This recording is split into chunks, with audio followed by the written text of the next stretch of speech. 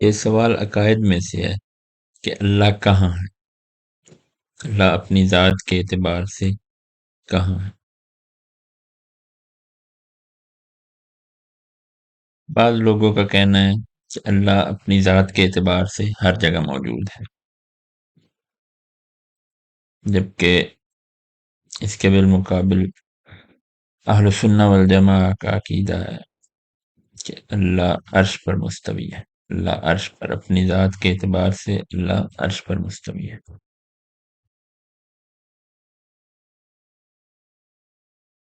اور یہ سوال ذات کے اعتبار سے ہو رہا ہے، نہ کہ علم اور قدرت کے اعتبار سے۔ اللہ اپنی ذات کے اعتبار سے کیا ہر جگہ موجود ہے یا کیا وہ عرش پر موجود ہے؟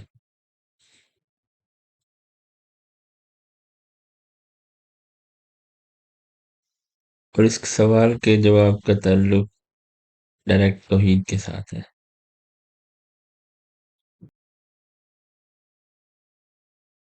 اور اس کے جواب کے لیے ہم دلائل قرآن اور محمد رسول اللہ صلی اللہ علیہ وسلم کے فرمان یعنی حدیث رسول صلی اللہ علیہ وسلم واضح کریں گے انشاءاللہ۔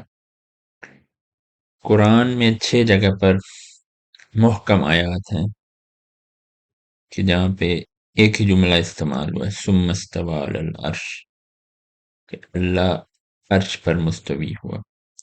ہم اس کی علیحدہ علیحدہ کر کے معنی پر بھی نظر ڈالے تھے۔ ثم پھر، استوا، استوا کے کئی تراجم کیے گئے ہیں۔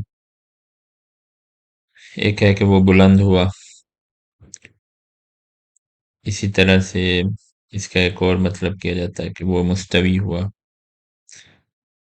اور بعض تراجم میں آیا کہ اس نے قرار پکڑا، بعض قدیم تراجم میں علی العرش، عرش پر،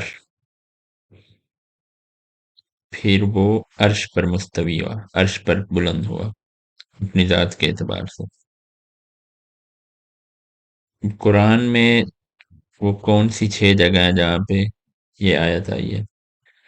تو سب سے پہلے سورہ اعراف جس میں ثم استوی علی العرش ہے، پھر سورہ یونس میں ثم استوی علی العرش، اسی طرح پھر سورہ سجدہ وہاں پہ ہے ثم استوی علی العرش، اس کے بعد سورہ الرعد ثم استوی علی العرش، 8ویں جگہ ہے سورہ فرقان ثم استوی علی العرش، اور 6ٹھی جگہ ہے سورہ حدید ثم استوی علی العرش۔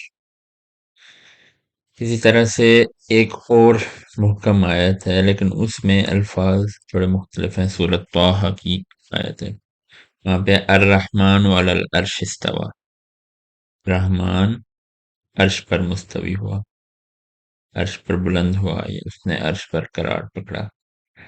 اب 6 وہ ثم استویٰ علی العرش والی آیات اور 7ویں سورۃ طٰہٰ کی، تو یہ 7 جگہ پہ قرآن میں محکم انداز میں یہ آیات آئی ہیں کہ رحمان عرش پر مستوی ہے۔ جزاک اللہ خیر، ہم انشاءاللہ اس کی مزید دلائل پر روشنی ڈالیں گے آئندہ قسطوں میں۔